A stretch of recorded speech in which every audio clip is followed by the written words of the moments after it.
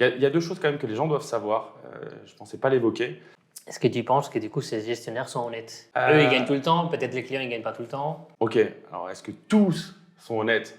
Non, bien sûr que non. Est-ce que dans tout métier, il y a des gens honnêtes? Je ne pense pas. Il y a deux choses quand même que les gens doivent savoir. Je ne pensais pas l'évoquer, mais on n'est pas tous logés à la même enseigne. Puisque conseiller en gestion de patrimoine, on n'a pas tous les mêmes habilitations. Et ça, c'est un vrai conseil pour les gens. Vous avez des gens qui sont conseillers en investissement financier, d'autres qui sont simplement conseillers en assurance.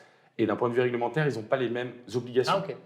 Et ça, c'est assez contraignant puisque, pour ne pas citer, il y a beaucoup de réseaux qui vont te commercialiser des contrats d'assurance vie classiques, des PER ou des solutions traditionnelles, je veux dire.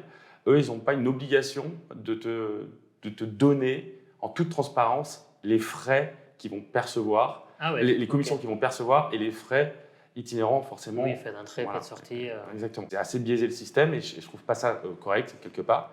Tous honnêtes, non, parce que c'est ce que je t'évoquais.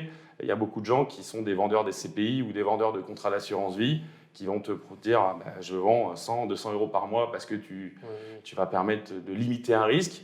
Effectivement, c'est vrai, hein, faire ce qu'on appelle du DCA, mais c'est surtout eux parce qu'ils ont ce qu'on appelle des surcommissions, ils ont des avances de commission, donc ils ont déjà gagné plus d'argent que toi, au moins la Oui. première année, avant que toi tu aies constitué ton patrimoine.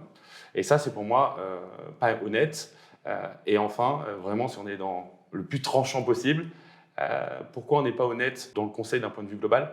Parce que je l'ai dit, si on a simplement une seule critère de rentabilité, aujourd'hui tu fais défaut pour la profession, parce que toi c'est important de gagner de l'argent, mais c'est aussi important, on en a parlé, ta fille, ta femme Oui, oui, bah oui. et tout l'ensemble de ton patrimoine.